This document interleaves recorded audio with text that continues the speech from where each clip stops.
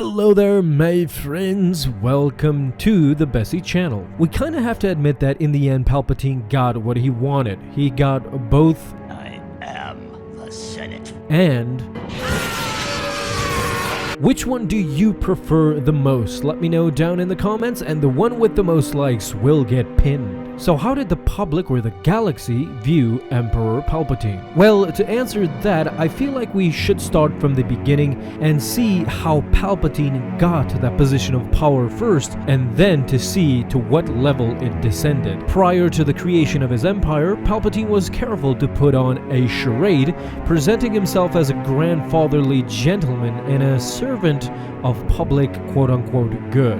When in character, he often spoke of himself with great modesty and maintained only as much luxury as was expected of someone of his stature. However, we all know that Palpatine was in fact a skilled manipulator and a strategist, having orchestrated countless events in the galaxy from the invasion of Naboo to the actual Clone Wars, with the sole aim of increasing his own power. What's more is that even when something occurred that he did not initially plan for, the Sith Lord demonstrated that he was skilled at improvisation as he was at plotting. Because of these skills, his number one enemy, the Jedi and their Jedi Order, was completely demolished, and he went on to transform the Republic into a galactic empire. After his ascension to Galactic Emperor, Palpatine essentially dropped his public persona and started living as Sidious full-time. Despite this, however, very few people other than Vader and some of the royal guards knew that Palpatine was a Sith Lord, since he went on to great lengths to hide his Force capabilities. Even Grand Moff Tarkin, perhaps Sidious's most trusted servant beside Vader, was not told the entire truth.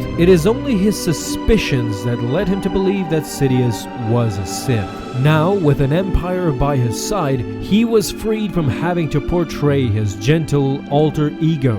Palpatine allowed his true personality, one of the great cruelty and sadism, to occasionally shine through in ways that were obvious even to the most psychotic of his servants. This in turn caused many of those who worked closely with him to greatly fear him. After getting rid of the Galactic Republic and shedding his benevolent persona, Sidious essentially disappeared from public life and left most of the day-to-day affairs of the Empire in the hands of the Imperial Ruling Council, the leader of which was Grand Vizier Mas Amida. However, what is interesting to note is that his absence from public life did not go unnoticed by the citizens of the Empire, and rumors began to circulate that the Jedi assassination attempt had not only resulted in his disfigurement, but in the death of his character and his livelihood that had once been present even during the days of the Republic. Needless to say, this made Palpatine furious. So in order to dismantle these gossips and rumor mongerings, Mas Amida and the ruling council took to dispatching the official Imperial limo in and around the Imperial Center in an effort to make it appear as though Sidious still moved up and about in public.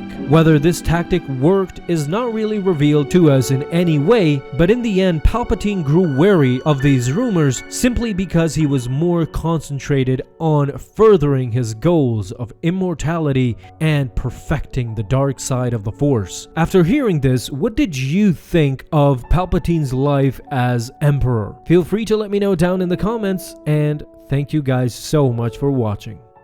Alright Star Wars fans, that is it for today. Thank you so much for watching this video, and if you liked it, feel free to leave a thumbs up down below and subscribe if you haven't already, and don't miss out on any of my future videos that I will post on this channel. Have a fun day my friends, and in closing, don't forget, may the Force be with you always.